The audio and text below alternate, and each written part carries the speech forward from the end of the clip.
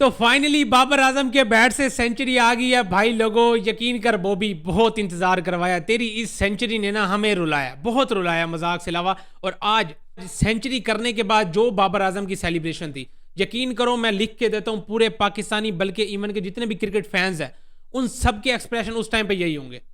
वरना बॉबी को हम ऐसे पहचानते ही नहीं है भाई कि सेंचुरी करने के बाद वो तो बंदा उछल कूद, क्योंकि मजाक था उसके लिए भाई। हर तीसरे चौथे मैच में भाई साहब 100 कर रहा था वो बंदा, उसके लिए तो बिल्कुल मजाक था सेंचुरी करना। और वो बंदा सेंचुरी के लिए इतना ज्यादा पागल हो गया था मजाक से अलावा। आज वो बंदा सेंचुरी स्कोर करने के बाद बिल्कुल ही क्लूलेस हुआ था और उसको ऐसे लग रहा था जैसे उस बंदे को यकीन अभी भी नहीं आ रहा कि मैंने भाई ये कर दिया है। इवन कि हमें भी यकीन नहीं आ रहा था यार, मेरी तो एक्साइटमेंट लेवल ही नहीं कम हो रहा। जब से मतलब वो मैच खत्म हो गया, बाबर की सेंचुरी देख ली, टाइम गुजर गया, वीडियो करने बैठ गए, लेकिन अभी भी ऐसे लग रहा है कि भाई यार इस चीज़ के लिए वेट कर रहे थे। मतलब इतना अरसा तकरीबन यार को कितने, मेरा ख्याल है 800 दिन गुजर गए हैं भाई, 800 दिन गुजर गए हैं किस चीज़ के लिए, इस सेंचुरी के लिए। बॉबी कम ऑन यार, बॉबी यकीन कर आज जानू खुश कर दिया, मज़ा आ गया मजाक से अलावा। बड़ा इंतजार कराया बॉबी, यकीन कर, तुझे ज़रा हम पे तरस नहीं आया है, तुझे हम पे ज़रा तरस नहीं आ रहा था यार। हम तेरी इस सेंचुरी के लिए कितना वेट किया यार हमने। और अब बाबर आजम इस टाइम पे पाकिस्तान के लिए सबसे ज्यादा सेंचुरी स्कोर करने वाला बैटर बन चुका है, पहले नंबर पे, टॉप ऑफ द टेबल। और दूसरे नंबर पे कौन है, गैस करो, द ग्रेट सईद अनवर। ठीक है, उनकी भी 20 सेंचुरीज हैं, बाबर आजम की भी 20 सेंचुरीज हैं, लेकिन क्योंकि वो करंट प्लेयर है बाबर आजम, इस टाइम पे वो टॉप पे। और ऊपर से इनिंग्स भी कम है, बाबर आजम की मेरा ख्याल है 138 इनिंग्स है टोटल, और उसमें उस बंदे ने 20 सेंचुरी स्कोर की हैं। अभी तो ये देखो कि 800 दिन गुजर गए हैं, वरना ये 20वीं सेंचुरी तो मैं कहता हूँ कब की आ गई होती। यकीन करो इस 20वीं सेंचुरी के लिए बहुत रुलाया बॉबी ने, और बॉबी को भी बहुत रुलाया इस सेंचुरी ने।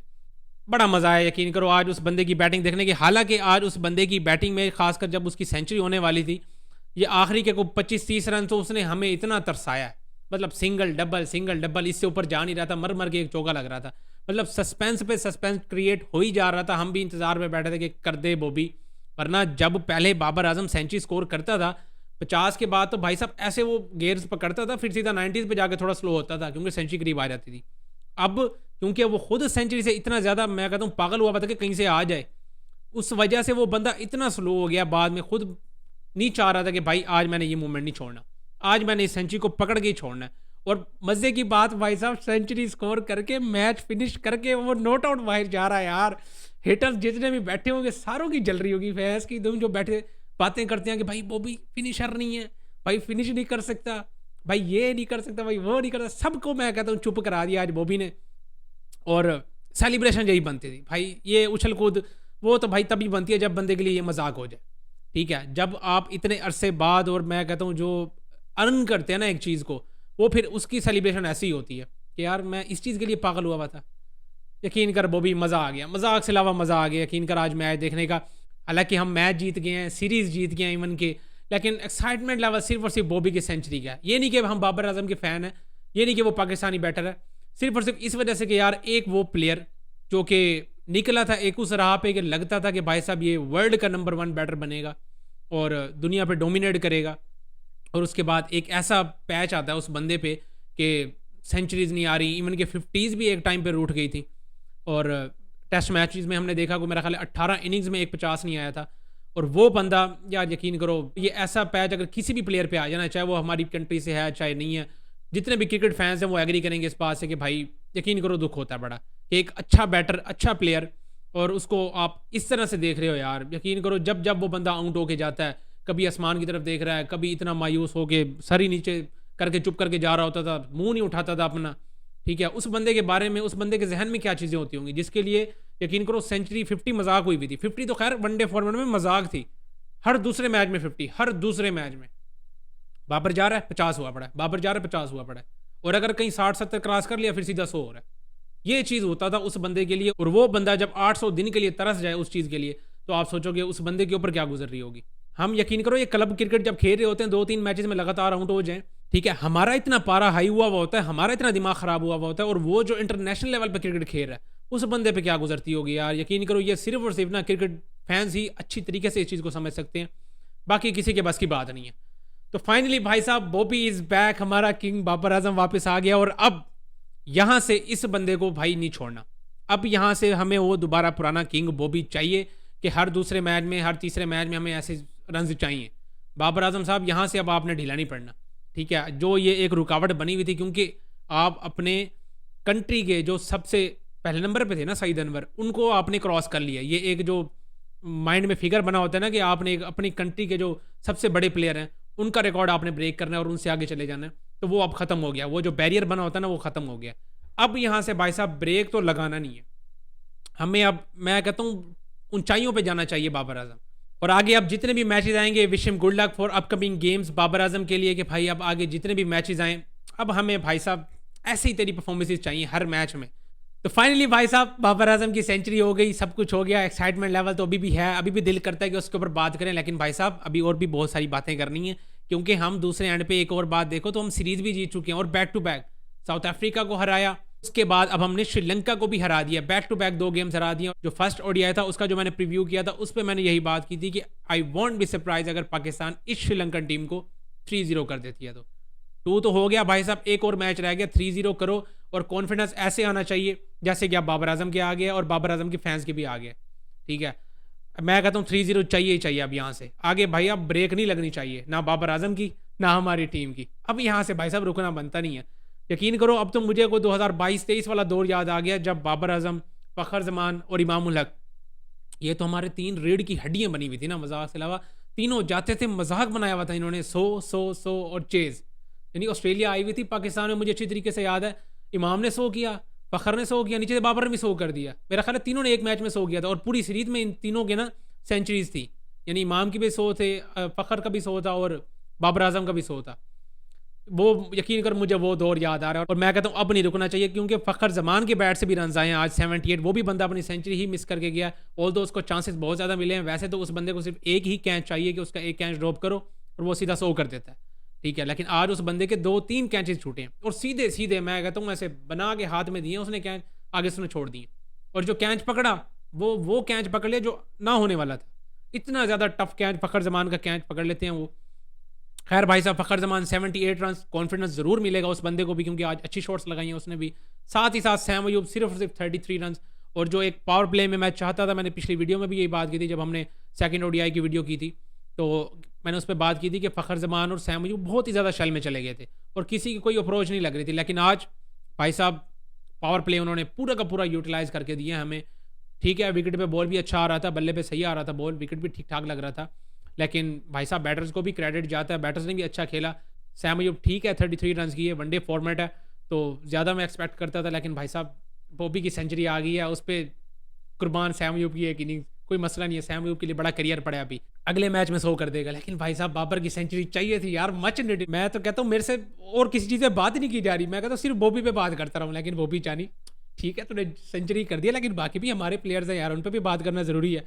तो फ़खर जमान 78, उसके बाद सैम अयूब 33 रन और बाबर आजम 102 नॉट आउट। मज़ा आ गया, बॉबी लव यू हो गया। उसके बाद मोहम्मद रिजवान 51 रन, इसको नहीं भूल सकते भाई साहब। लाजमी नहीं है कि बाबर आजम ने सेंचुरी कर दिया तो हम इसको भूल जाएं, क्योंकि इस बंदे ने भी नीचे से आके गेम को चलाए रखा, वरना हमारी पाकिस्तानी टीम है कहीं वो भी अगर पहले आउट हो जाता तो काम फंस भी सकता था। जो कि हमने साउथ अफ्रीका के खिलाफ एक गेम थी जिसमें हमने वैसे फंसा डाला था काम, वो तो फिर कहानी नीचे तक आ गई। नसीम शाह ने आके लास्ट बॉल पे शॉट मार के एक सिंगल लिया था मेरा ख्याल है। तो भाई साहब हमारा कोई पता नहीं होता, तो इसलिए ठीक है रिजवान साहब की भी नीचे से अच्छी इनिंग्स आ गई, और रिजवान को देख के भी अच्छा लग रहा था कि वो भी चाह रहा था कि बॉबी की सेंचुरी आए, और बार बार उसको उसके ऊपर से प्रेशर भी हटा रहा है, क्योंकि बॉबी बहुत फंसा हुआ था उस टाइम पे। बॉबी के हाथ पैर यकीन कर, हम जब मैच देख रहे थे ना, मजाक से अलावा मेरे हाथ पैर खुद, मैं टेंशन में पड़ा हुआ था कि बॉबी रिलैक्स जारी, आराम से सिंगल डबल जो करना है तू कर, सो जा विकेट पे, 100 करके जाए, 100 से पहले ना जाए। ठीक है, 100 से पहले, मैं यकीन करो मैं चाहता ही नहीं था कि 100 से पहले ये बंदा आउट हो। जो अब तक बैठा है ना वीडियो देख रहा है, यकीन करो उसको पता चल रहा होगा कि एक्साइटमेंट लेवल अब तक मेरी कितनी है। तो मैं तो यकीन करो अभी बड़ा कंट्रोल करके बैठा हूँ कि बाकियों पे भी बात करनी है। तो ज़रा हमारी पाकिस्तान की बॉलिंग पे नज़र डालें, क्योंकि ऑब्वियसली पाकिस्तान ने टॉस जीत के पहले यहाँ पे बॉलिंग पकड़ ली, और श्रीलंका का बड़ा अच्छा स्टार्ट जा रहा था भाई साहब। उनके ओपनर्स ठीक ठाक खेल रहे थे, अच्छे चल रहे थे, फिर एक आ जाता है भाई साहब तगड़ा किस्म का रन आउट, जो कि आता किसकी तरफ से है, वसीम जूनियर की तरफ से। क्योंकि वो बंदा ऐसी को रॉकेट थ्रो मारता है ना, और ये उसकी एक दफ़ा नहीं है, पता नहीं हम कितनी दफ़ा देख चुके हैं। या तो वो बंदा रन आउट करवा देता है, या बिल्कुल ही ना ऐसे काम डाल देता है कि लेग अंपायर को लाजमी थर्ड अंपायर के पास जाना पड़ता है, इतना तो वो काम कर ही देता है। इस हिसाब से उस बंदे की थ्रो होती है, और मैं कहता हूँ बाउंड्री पे खड़ा होता है तकरीबन हमेशा, और वहाँ से वो बंदा थ्रो करेगा, ऐसे रॉकेट थ्रो है और एक्यूरेट। मतलब एक तो थ्रो इतनी तेज और ऊपर से एक्यूरेट भी कि कीपर को हिलना भी नहीं पड़ता, बस पकड़ के स्टंप को ही लगा देनी है और कुछ भी नहीं करना होता। वैसे अगर जो क्रिकेट खेलते होंगे सिर्फ और सिर्फ इस चीज़ का उनको ही आइडिया होगा कि बाउंड्री पे अगर बॉल चली जाए और फिल्डर के हाथ तक भी पहुंच जाए, मतलब उसने सिर्फ उठानी है और थ्रो करनी है, सिर्फ इतनी ही देर में एक सिंगल हो जाता है वहां पे। लेकिन वसीम जूनियर ने उतनी ही देर में वहीं से बॉल उठा के ऐसी को तेज थ्रो की और वो बंदा पथुन निशांक का ऐसे ही आउट हो गया। हालांकि वो उनका फॉर्म वाला बैटर और अच्छा बैटर है उसका, और साथ ही साथ जो उनका कुशाल मेंडिस है, इन दोनों का आउट होना बहुत ज़्यादा ज़रूरी होता है क्योंकि ये इनकी टीम की मेरे हिसाब से ना रीढ़ की हड्डी है। तो पहला रन आउट हमें वैसे मिलता है क्योंकि आज हमारे जो नया बॉल करने वाला बॉलर था शाहीन शाह अफरीदी, वो ऑब्वियसली फीवर की वजह से बंदा बाहर बैठा था, रेस्टेड था आज, और हमने खिलाया किसको, वसीम जूनियर को। जैसे ही मैंने टॉस में आगा सलमान को देखा ना, मैंने कहा ये क्या सीन हो गया भाई, शाहीन का हमारा कैप्टन, हमारे यहाँ तो रीति रिवाज भी ऐसा कोई नहीं है कि कैप्टन और बाहर बैठ जाए। मैं फिर थोड़ा परेशान, मैंने कहा यार कोई इंजरी ना हो गई हो। ठीक है, फिर जब उन्होंने बताया ना कि भाई साहब फीवर है, मैंने कहा चलो ठीक है, नॉर्मली बात है, अगले मैच में फिर आ जाएगा। मतलब टेंशन बढ़ गई थी उस टाइम पे मुझे। तो आगा सलमान ने टॉस किया, जैसे ही भाई साहब पता चलता है ना मुझे कि वसीम जूनियर खेल रहा है, आए हाय हाय, मुझे तो यकीन करो बड़ी खुशी आ रही थी। मैंने कहा भाई साहब शुगर है, इस सौतेले बंदे को भी चलो चांस मिल गया कहीं से, वरना हम तो इसको पूछते ही नहीं है। ठीक है, तो खुशी है भाई साहब, वसीम जूनियर को भी खिलाया, लेकिन नहीं खिलाया तो किसको, ना हसीबुल्ला को, ठीक है, ना हमने खिलाया जी अपने उस स्पिनर को, नाम ही भूल गया यार मुझे, फैसल अकरम। ठीक है, हमने इन दोनों यंगस्टर्स को भाई साहब नहीं खिलाना। अब मैं चाहता हूँ भाई साहब सीरीज़ विन कर ली है, ठीक है, वैसे तो 3-0 पे जाओ, लेकिन अब इन बच्चों को चांस दे दो यार। ठीक है, फैसल अकरम और हसीबुल्ला दोनों को ही खिला दो आखिरी मैच। ठीक है, आज हसीबुल्ला की वैसे हमने झलक देखी थोड़ी बहुत रिजवान साहब के बदौलत, क्योंकि रिजवान साहब को पता नहीं उस टाइम क्या हो गया था, थोड़ी देर के लिए बाहर गए, तो हसीबुल्ला कीपिंग करने के लिए आए। तो मैं ये चाह रहा हूँ कि यार अगले मैच में हमें ये दोनों लड़के नजर आएँ, ताकि हमारा इस सीरीज़ से कुछ फ़ायदा भी हो, क्योंकि भाई साहब सीरीज़ विन कर ली है, आगे कुछ अब क्या कर लेना मुझे बताओ। श्रीलंका की बैटिंग में नज़र डालें तो हमारी एक पुरानी आदत ये भी है कि हमने जल्दी आउट कर लेने और उसके बाद फिर एक पार्टनरशिप ऐसे लगवा देनी कि फिर ठीक ठाक रन हो जाने। अब ये मैं सारी चीज़ें फिर जोड़ूंगा बाबर की सेंचुरी पे, क्योंकि आज बॉबी की सेंचुरी होनी थी, वरना आप ये देखो ना कि 160 पे हमने 5 आउट कर दिए थे, मतलब आधी टीम उनकी लुढ़क गई, ज़्यादा से ज़्यादा 40 रन और हमने ख़त्म कर देना था, ज़्यादा से ज़्यादा भी अगले 5 काउंट करने के लिए। लेकिन हमने फिर एक अच्छी तगड़ी पार्टनरशिप लगवा के 288 तक पहुंचा दिया। अभी भी 288 कम हुए हैं। ये जो लियांगे और कमिंडो मेंडेस की पार्टनरशिप हुई है ना, अभी ये दोनों जल्दी बैक टू बैक आउट हो गए हैं। अगर तो ये थोड़ी देर और खड़ जाते तो ये 300 प्लस भी जा रहा था। ठीक है, ये हमारी माशाल्लाह से मेहरबानी है, चेक कर लो आप। मतलब वो जो श्रीलंका के साथ थोड़ा बहुत हिसाब किताब हुआ, ठीक है, तो हम उनको खुश भी कर रहे थे साथ। फर्स्ट इनिंग में भाई साहब हमने श्रीलंका को पूरा पूरा फेवर किया, हम भाई साहब बड़ा थैंक यू कर रहे थे ना हम, तो भाई आप रुक गए हैं सिक्योरिटी के मसले, और सिक्योरिटी के मसले जिस जिस टीम के साथ हमारे रहे हैं, फिर उसके बाद हमने उनको ऐसा ही सिक्योरिटी के मसले ख़त्म कराए हैं, तो फिर अब उनके साथ हमारी घर वाली बात हो गई है। मतलब जैसे हमारे न्यूजीलैंड के खिलाफ सिक्योरिटी के बड़े मसले रहे थे पिछले दिनों, मतलब एक दफ़ा तो न्यूजीलैंड आगे वापस चली गई थी, और उसके बाद हमने उनके साथ ऐसे को मसले हल किए सिक्योरिटी के, तो अब तो हमारी घर की बात है, अब तो आना जाना लगा रहता है, कभी हम जा रहे हैं कभी वो आ रहे हैं, तो सिक्योरिटी के मसले तो हम फिर ऐसे हल करते हैं कि फिर उसके बाद कभी रहते नहीं हैं। तो सिक्योरिटी के मसले हो गए थे भाई साहब श्रीलंका को भी, और फाइनली हमने पहली इनिंग में, क्योंकि हमने एक्सपेक्ट किया था, हमारे फॉर्मर क्रिकेटर्स जितने भी थे सब ने कहा था कि भाई साहब ग्राउंड में आओ, आके इनका अच्छे से वेलकम करो, और क्लैपिंग होनी चाहिए जब श्रीलंकन टीम एंटर हो।